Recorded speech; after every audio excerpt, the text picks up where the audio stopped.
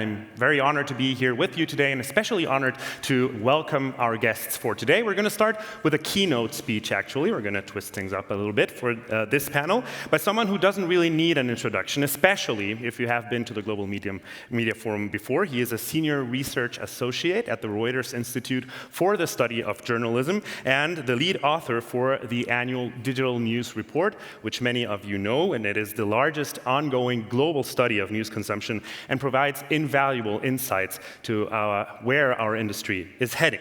He has also vast editorial experience as one of the founders of the BBC News website, and he was also the head of product and technology for BBC News.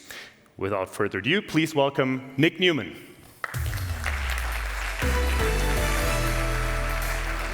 Hey, Nic. Welcome. The stage is yours.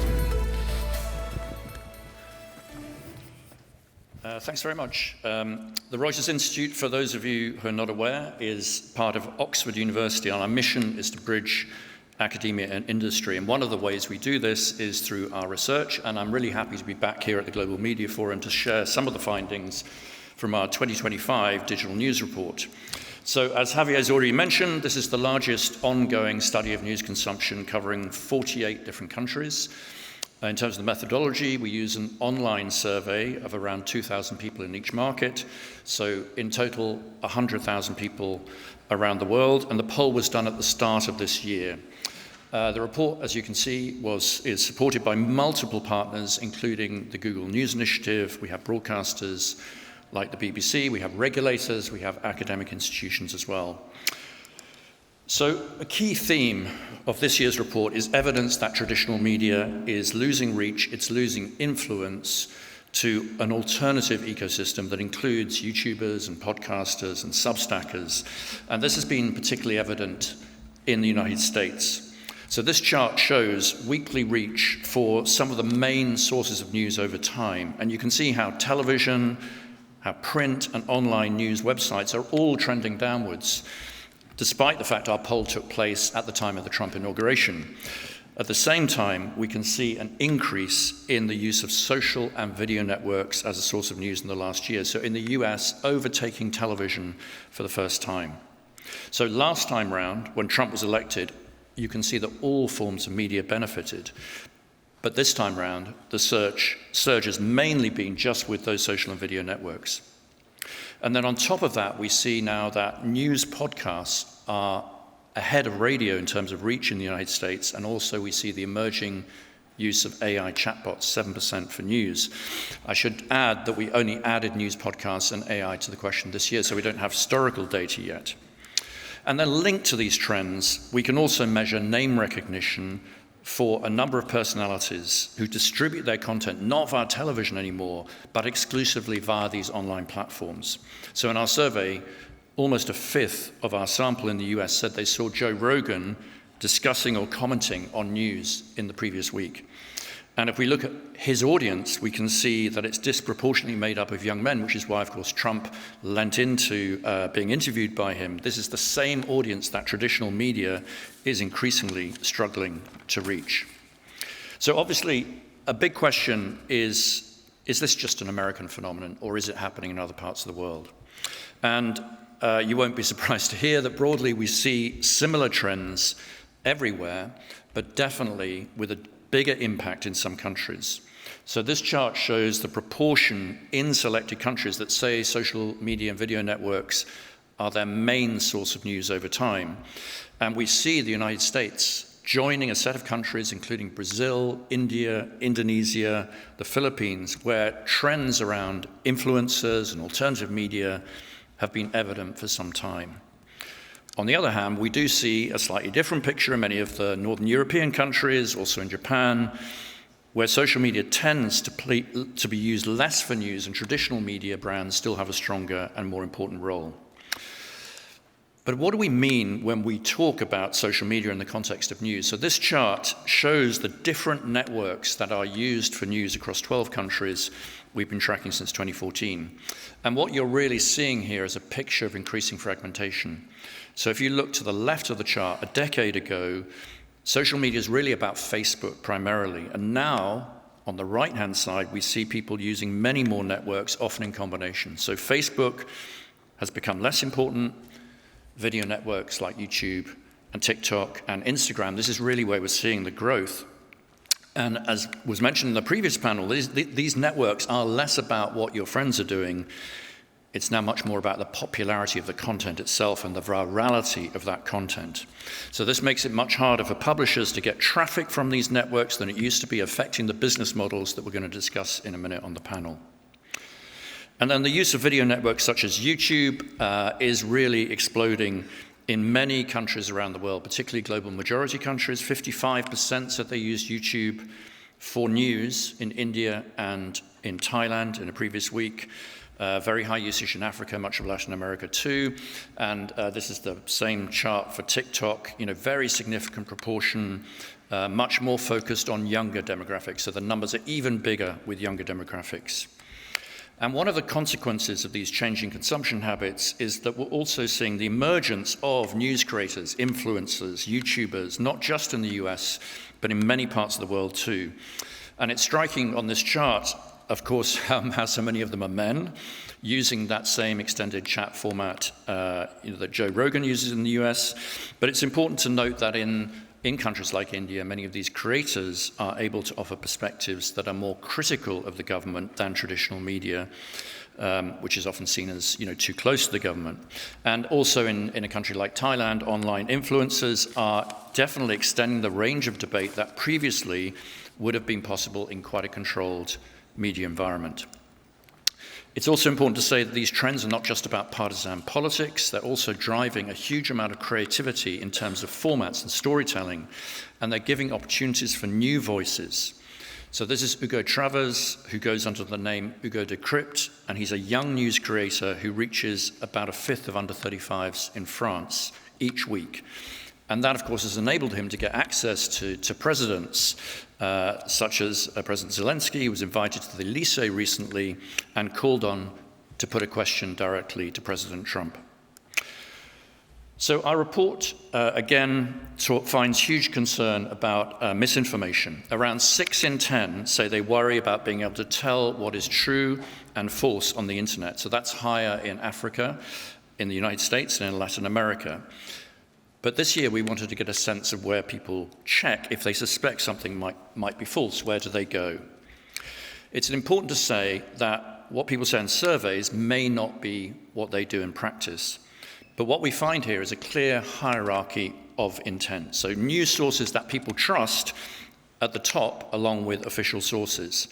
And this is true for young people, it's true for old people.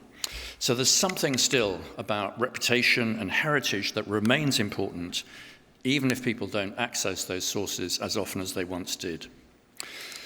We do see some interesting differences by age, though. So younger users, you can see here, more likely to say they would go to social media to check and also use the comments from other users.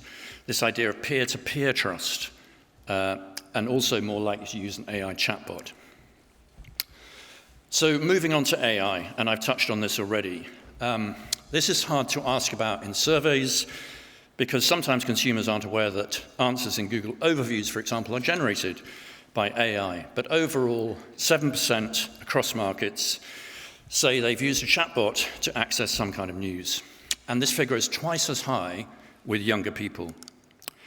As we discussed last year, people in most countries remain deeply uncomfortable with the use of AI in situations where AI is creating the content itself, even if there are some human checks. So that's all the red bars you see there, people uncomfortable and wary about it. But they're broadly more accepting of the idea that AI can assist journalism for research, for helping with investigations, things like that, in a supportive role, as long as humans remain in the loop. And in terms of what lies behind these levels of discomfort, we asked respondents this year how they felt AI would change the news. And across countries, people feel it will make it cheaper to make, so more abundant. It will make it more up to date, but at the same time, less transparent, less accurate, and less trustworthy. So potentially, there's an opportunity here for news organizations to emphasize those elements which we know are super important for audiences. So a huge question, finally, which we're going to discuss in the panel in a moment, is how the news industry survives these changes to platforms, these changes in social networks, and the impact of AI. What will this do to business models? And of course, many publishers have been leaning into different kinds of reader engagement, subscription, or membership. So what do we find in our data? So this chart shows the proportion that say they have paid for any kind of online news in the last year, and we see quite a lot of variation. So in some Northern European countries, significant proportions paying directly, but in some other bigger European countries like the United Kingdom, here in Germany, just 1 in 10, so 90% are not prepared to pay directly for news, even in countries like Germany. This year, we explored new approaches to reader payment, including the appetite for bundling. On the left, you can see multiple publications, so that sort of Apple News Plus model for a single reasonable price. Or you have the New York Times, that are combining different kinds of lifestyle games, cooking with news, and sort of cross-subsidizing them. So some people might be interested in that kind of bundle. Or micropayments, which have been tried in parts of Africa and Asia as well. So again, the Washington Post is experimenting with that. So in total in Germany, about 19% of non-payers say they might be interested in one of these options, but the vast majority say they would not be interested in any of these options. So some real challenges which we can discuss in a moment. So just a reminder of some of the key takeaways, that loss of influence and the implications for that in terms of attention and business models. Video and audio doesn't necessarily come naturally to many news organizations, so how do we lean into that? Are there new models for making money from audio video? What about AI chatbots? What's that going to do to the access model? What's the new layer of monetization that might sit on top of it? And then finally, as news subscriptions sort of reach a level, how do we drive further growth and deeper connection with audiences? So I will leave it there and look forward to the next discussion. All of our data is available for free from our website, and I would encourage you to experience it. Thank you very much. Thank you very much, Nic. I'm going to invite you to sit to what would be my left, this right here. Correct, and thank you again for those insights, and we of course understand why that report is such a reference in our industry. We're going to dig deeper, of course, into our subject, and let's now call up the rest of our participants for today's panel. First up is the co-founder and CEO of Check My Ads, which is the digital advertising watchdog. She is a trusted advisor to Fortune 500 brands, government officials, and industry leaders to build new sustainable standards in the all-deciding digital advertising. Welcome, Claire Atkin.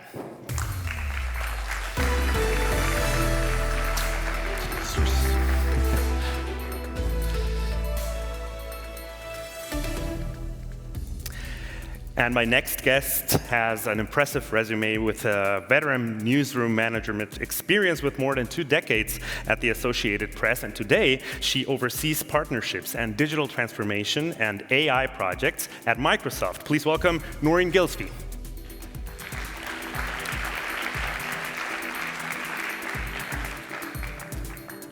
Just at the left of Claire. And last but not least is an Indonesian senior journalist whose experiences span from production to business development and policy making. He served as a member of parliament who amended the ITE law, which governs digital communication, online behavior, and electronic transactions in Indonesia. And he is the current president director of Metro TV, one of Indonesia's leading news broadcasters, and of course also a DW partner. Please welcome Adief Suditomo. Welcome.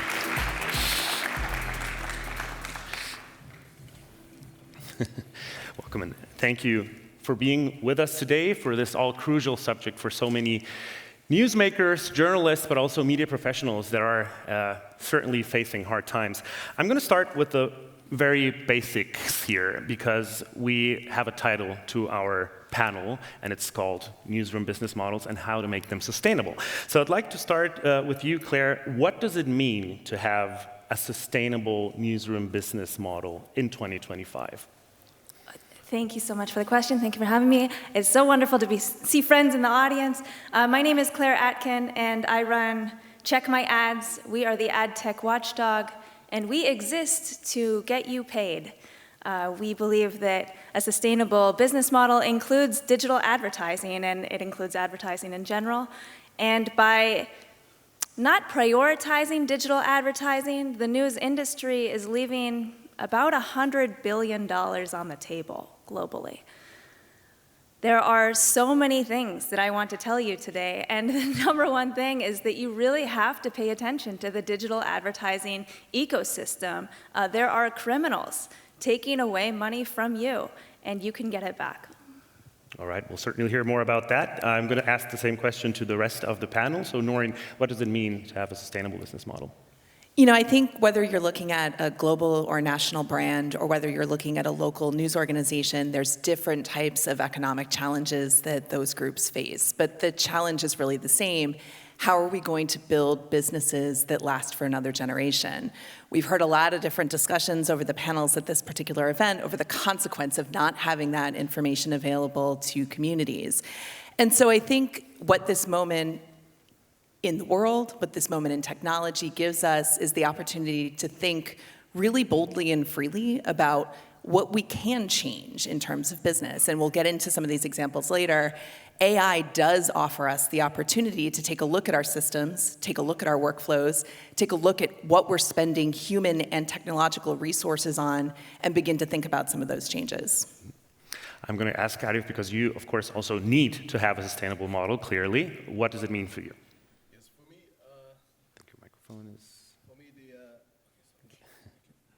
For me, the meaning of sustainability is when we can guarantee our being relevancy, when we can guarantee that we can continue our production process, when we can guarantee that the welfare of our staff can be maintained, and when we can guarantee that our dedication to our audience can still be served.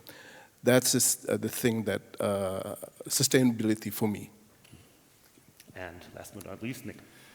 Yeah, I think many media are just struggling with the old business models, which are obviously over time going to become less important. And so the challenge is, how do you lean into new forms of monetization, many of which are not even built yet. So particularly around, AI, we don't know how that's going to work, but also around some of the trends I was talking about in terms of audio, video. In many cases, all of that is being mediated through platforms. So the growing power of platforms is a major struggle in building out those new business models. And so we're going to need to work sustainably with the whole ecosystem, with the advertisers, with the platforms, to build something that really serves society and gives us what we need, which is reliable, independent journalism. Let's try and see how we can get there. Noreen, you work with several media organizations of all sizes. What is the main concern that you hear, and how do you address it? I think there's a lot of them. I think one of the things that we are trying to tackle in our work are adoption gaps around AI. And I think we heard a little bit from Nic this morning about audience trust, and I think that is one of the main hurdles for journalism organizations to grapple with, because the product that journalists put into the world is inherently based on trust. So any product that cannot convey that trust is a risk, right? So adoption gaps exist geographically. They exist by format in news organizations, and they also exist, I think, between large organizations and very small organizations. One of the interesting trends that we're starting to see is that innovation can exist across all of those different groups. It can happen as a result of concentrated resource and a decision to lean into this technology, or if you're a small local organization, it can happen out of necessity. And so as we've worked with organizations, we've discovered that adoption is about a couple of things. It's not just about technical expertise, it's about willingness, it's about cultural attributes within the newsroom, and it's also financial. I think, how do we create tools that are able to be used by the news industry that are affordable, accessible, and trustworthy? And so those are some of the issues that we start to tackle at the beginning of a conversation that starts with, how do I begin to implement AI? Claire, you mentioned a lot of opportunities there. What, in your perspective, are the opportunities that lie ahead as opposed to the challenges? Advertising accounts for about $1 trillion globally. Okay, $1 trillion is 1,000 billion. And the newsrooms of the world have had about a 50% loss of advertising over the past decade. And advertisers want to be on what they call quality publishers. They want to be associated with trusted publisher brands. So why are our journalism friends losing their jobs around the world? I mean, $1 trillion, that should cover a lot of salaries. The answer is that the media economy, the system of digital advertising that controls all of digital media, I'm talking about ads, which give relevance to all kinds of publishers, even the ones that don't deserve it, money, $1 trillion, and data, are the people who make and break whether a publisher lives or dies. Now, there are 3 parties of value in a media economy. Of course, you have the publisher who is creating the news, creating, dare I say, content. And then you have the reader, the citizen, the consumer, if you're a marketer. And you have the advertiser. And in this natural media economy, these are the parties that provide value. Well, what has happened is that social media companies have intermediated between the, let's call them users now, the readers, and the news. So they're filtering what the kind of news that people might see are with algorithms and news feeds. And then there's also the monetization side, which is the intermediation of publishers and advertisers. And that intermediation is mostly Google Ads. Okay? Google Ads, about 80% of the GDP of digital advertising runs through Google Ads, which, by the way, is an illegal monopoly, according to the US government, the US justice system as of this year. And about 1,000 other digital advertising technology companies. These are people who bring the advertisers to market, people who bring the publishers to market, and the folks who run the real-time bidding sort of negotiation auction in the middle. And these folks are intermediating the business model of digital advertising so that advertisers no longer place ads themselves on the internet, they no longer have control over where ads go, and they can no longer see where the ads have been. So we need to advocate for these 3 parties. We need to advocate for, of course, news publishers. We also need to advocate for users. We need privacy rights to undermine the tracking and data gathering that this industry says is valuable. It is not. It is only valuable for them and for propagandists. And we need to advocate, and this is where I really want to stress, for advertisers' rights to have control over where their ads go. They want to be with you. So let's help them get there. Arif, as Metro TV goes digital first, do you recognize that issue? Do you recognize that you don't really have that much control about where your digital advertising comes from, goes, that it's just with intermediates? Yes, I do believe that we have similar situation back home in Indonesia, because I just got this data from Group X, a multinational advertising agency in Indonesia, that they are forecasting that in 2025, around 75% of the total ad spend will be dominated by the programmatic advertising, which is represented by those global digital platforms, as well as those small portion of digital advertising industry from the local publishers. So this leaves us with a very small portion of budget, advertising budget. And Group M was just projected that it's only around 16% that left for the mainstream media, especially television. So meanwhile, when you see the traffic in Google or in those global platforms, they are using our content. So in this situation, we're now trying to discuss it with the legislators, with the lawmakers at home, that we are supposed to have this intervention by the government unless there's nothing will be left for us. Well, you know, some TikTokers, YouTubers, or those content makers are doing very great, very well, doing those monetization with programmatic ads. Well, Metro TV, we have around 600 employees nationwide. And we have to cover lots of production costs. We have to cover overhead costs and many things that cannot be, it's not burdening those content makers. And the fact, my last argument is the fact that those global digital platforms are not contributing any tax to the country is something that's very concerning for me. That is the thing that becomes my concern, especially that includes the situation of ad spend in Indonesia. When we hear all of this, Nic, it's inevitable to have a sense of powerlessness. You feel like you're exposed to these, big companies, to these industries, especially if you're a small outlet or an independent journalist. Is there an alternative?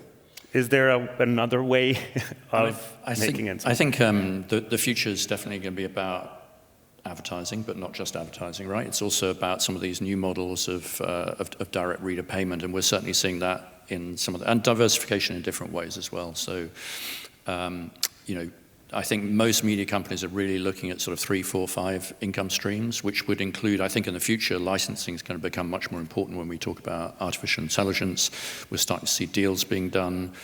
But I think the challenge is that a few big media companies, upmarket media companies that have something that's really valuable to people who are prepared to pay, those are doing really well. So you see New York Times, Le Monde, the big news organizations, employing more people, being very successful. And then at the other end, you've got sort of individual creators with very low cost bases that are also able to build a lot of value for a particular group of people. The media companies in the middle that don't have something that's distinctive or unique going forwards are going to be in real trouble. So that's the challenge. How do we get reliable news to people who aren't prepared to pay? How do we find the right mix? And how do we do that in a way that produces journalism that is truly valuable and independent to large groups of people as well as just to niches? You mentioned licensing as a potential income source in the future. Noreen, we've heard that, of course, as an idea many times, but we've also heard critical voices of deals being made, especially with big tech companies, when it comes to licensing the content or allowing for these platforms to have access to the content that the journalists create. What's your take on that, and how do you address that concern with companies or with newsmakers? Look, I think that every issue that we're talking about here is going to require a multi-stakeholder approach, right? It requires the tech companies to be at the table, it requires regulators to be at the table, and it requires the journalists and news organizations to be at the table too, right? So there's not one particular policy that's going to solve the economic challenges of the journalism industry, right? But I think that there's different strategies that you can employ from all of those groups. I want to go back to the last question just for a second, because I think there's an important bit of context that I want to add there. In terms of advertising, I think we are sitting on an opportunity for every single organization to understand their audience better than they ever have before, right?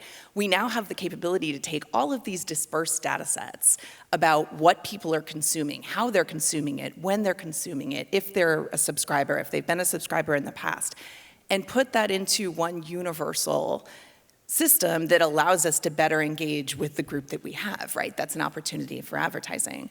We're currently working with a group of local news organizations in the United States on a variety of AI transformation projects. One of those organizations has been tackling advertising, and they've been creating prospecting agents that have allowed them to reach out to more advertisers, different advertisers than they've ever been able to reach out to before by using those types of insights. They deployed it 2 weeks ago, and they had already landed new advertisers a day and a half after deploying it. So I think, going back to what we were talking about before, there are systemic opportunities here that we can be leveraging with the new tools that we have at our disposal. Just to be clear, would that be a direct contact with advertisers? So in that particular case? Yes, they're reaching out directly. Okay, because that would be essentially bypassing, Claire agrees, that would be bypassing the rather traditional platforms that most of us will have from the get-go, right? So do you think that's one of the solutions, to just simply try and go directly to advertisers and bypass the current system? I do, yes. Go directly, build up your sales team. You know, the one that you dismantled 15 years ago because digital advertising promised automatic revenue. The sales teams understand advertisers, they understand the audience, and they can sell to these major advertisers, local advertisers of all sizes. The intermediation that I'm talking about is not one company. It's often 4 to 7 companies along the way. Yeah, and we have it looks a lot like a financial market, okay? We have companies bringing publishers to market, companies bringing advertisers to market, and the unit of commerce that is being sold on this marketplace is not ads, it is ad space. Okay, so the publisher, the news publisher, is coming to market with bundles of ad space for the advertiser to fill with their ads, okay? And it's just like stock markets. It's just like, you remember the subprime mortgage crisis before 2008? It looks a lot like that because this ad commodity is being bundled and rebundled by this series of middlemen so that it looks increasingly attractive to advertisers.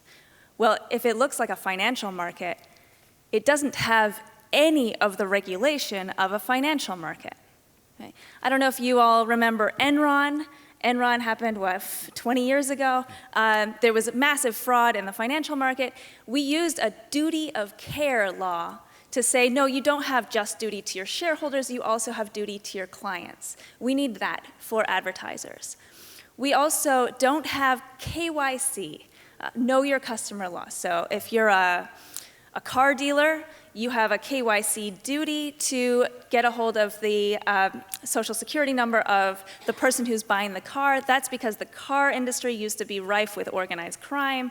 Well, this industry, according to the World Federation of Advertisers, is the second largest industry in the world for organized crime because of the level of fraud and money laundering. That $100 billion that I'm talking about belongs to you, but instead it's going to these middlemen. The third thing and final thing is that we need transparency for advertisers. So advertisers, when they're running a campaign, we want hourly log level data, the details, so that we can find fraud. Finally, of course, antitrust, anti-monopoly regulation is required, and we need you all to back these policies, because if advertisers have more control, they will be more inclined to pull advertising in-house, stop relying on these middlemen, and to pick up the phone and actually call the local news outlets for direct advertising. I would briefly like to include the audience. We also have an interactive question for you. You know the procedure by now, I hope. There will be a QR code showing up, and the question that we would like to ask you is, what brings more success today, following metrics or pursuing an editorial agenda? Because that's a little bit the two dimensions that we're having here. Briefly, before we head into the content aspect, which is very important, Arif, we talked about subscription models. We've been having these two dimensions in this discussion. One is how to deal with better advertising, how to optimize it. The other one is what can we offer for people who are willing to pay. What's your experience so far with subscription models, and what would be your advice? Yes, I saw Nic's presentation, and I'm sure that the Indonesian is part of the below 80%, and we don't like to pay for our news. That is the thing. So we have already tried to create some subscription in our news portals, but it fails. So what we are doing right now at the office is we try to find several business models that is actually a bit far from the editorial process. It still have anything to do, it's a connection with editorials, but first we do this, we do activation. We offer clients who wants to promote their brands off-air.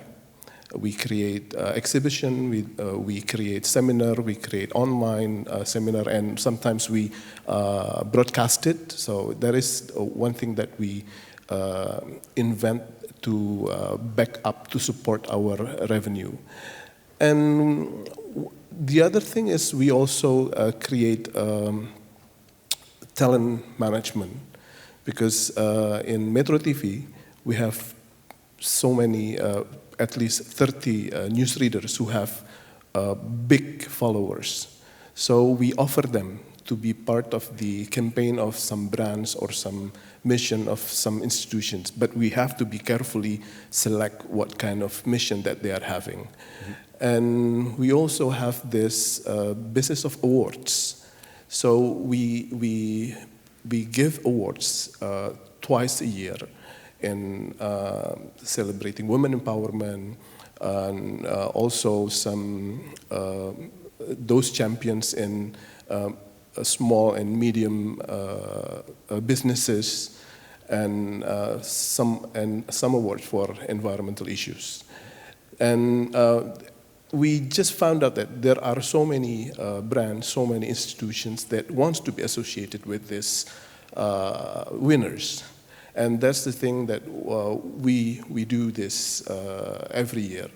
And the last thing is we do have a very tough challenge that we try to adjust a bit of our editorials. So I have this idea that why don't we open our editorials? Why don't we include some of other people's mission to be part of our editorials, and they can be it can be our part of new revenue streams. But again, I face a great challenge internally, because there will be so many discussions, so many challenges about how the integrity of these methods. We selectively do this, like the idea of there is, the circular economy, the green lifestyle. Yes, yes. There is a producers of a mineral water, a bottled mineral water, and they want to give a campaign about how responsible that the company is trying to do with their plastic waste. And we create a joint campaign, and we put them as part of our editorials. Okay. So that is the thing that eventually provide us a very significant support to our traditional revenue streams. Thank you. I want to briefly show you the results that we have in our little poll. 30% of you consider its following metrics what will bring the most success. 69% of you think that pursuing an editorial agenda is the most important thing, which is interesting because we put so much effort into understanding the metrics and following them. Noreen, would you agree with that assessment, that the agenda is the most important thing? I can see the intent behind both of the answers. I don't think you can separate them. I really don't. I think that they are interdependent, right? So you can pursue the news that you know that you need to pursue for your community, for your audience. You do also have to be driven by the performance of that reporting, right? And I think ignoring that sets yourself up for more risk, right? We have to be here. News organizations have to be here to serve their communities, and completely ignoring metrics sets up a situation where there's the risk that they won't be. Nic, do you imagine a future where journalism is less attached to what big platforms dictate in terms of how we are doing things? Yeah, I mean, there's two ways to go. So you sort of follow the agenda, you follow the algorithm, and you're trying to feed the algorithm with information that you think people might want. And I think that way you are really going to fail in the long term, because you can't beat it. There's going to be so much content out there. You're going to be competing with AI. And I think the answer is to stick to what audiences want, which is providing real value, something of distinctive value to audiences. And that should be your starting point. And then there will be a whole range of business models that come off that. You know, you've just been talking about a huge range of things. So it's not just, you know, traditional advertising or programmatic advertising. There's all kinds of sponsored content. There's licensing income I talked about before. We really need to think about business models of the future that are digital, but are also journalist-friendly. You know, that are not benefiting, you know, huge platforms necessarily. And so that means we do need to get closer to audiences, we need to get closer to communities, and we need to really invest in business models that haven't yet been invented as well. I have time for one question from the audience. If there is anyone that would like to pose a question to one of our panelists, because I have to watch the time. If anyone would like to ask one? We have one here. Please be as brief as you can, and that also applies to the to the response. Yes. Thank you. I have a question of whether any of the recommendations that you've been sharing could apply to exiled media, and whether the research by Reuters about social media platforms, particularly Facebook, also considered the platform accountability or lack of for the reasons for journalists to use it less and for the audience to use it less. Thank you. I think that goes to Nic Newman, I'm assuming? Sorry, Yeah. I missed the first bit. The first bit is to any of you, whether any of the recommendations that you shared could also be used by exiled media outlets. Exiled. Yes. Right. Exiled media outlets from who cannot work in their countries because of censorship, for example. I mean, I would say that you know, one of the ways in which exiled media is to tap into money and support. So donation money, people who believe in the same cause of providing, you know, quality information. Yeah, a number of. I'm just thinking of something like the Kiev Independent. I know it's not an exiled organization, but they are tapping into a global community to help fund journalism within Ukraine, so that you could think about it the other way around too. All right, unfortunately, that's all that we have time for today. I would first like to have a big round of applause for our panelists. Thank you so much for your insights.